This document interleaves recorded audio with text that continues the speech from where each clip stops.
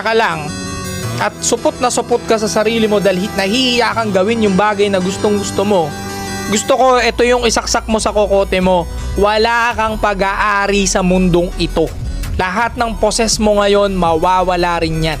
Darating ang 200,000 taon, 200 taon, 50 taon, 30 years, wala nang nakakaalala sa'yo.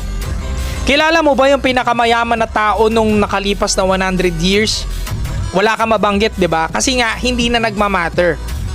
Kokonting tao na lang sa history na natatandaan ng tao, pero mostly wala. No, kahit yumaman ka pa ngayon, kahit maging sobrang millionaire ka pa ngayon, wala rin niya malilimutan din yan after 100 years o 50 years. Wala. So ano pang hinihintay mo? Gawin mo na yung pangarap mo. Baka ito na yung tamang video para sa'yo, para simulan mo na kung ano ba trip mo sa buhay, no? Kasi baka tumanda ka na lang, magulat ka na lang, magising ka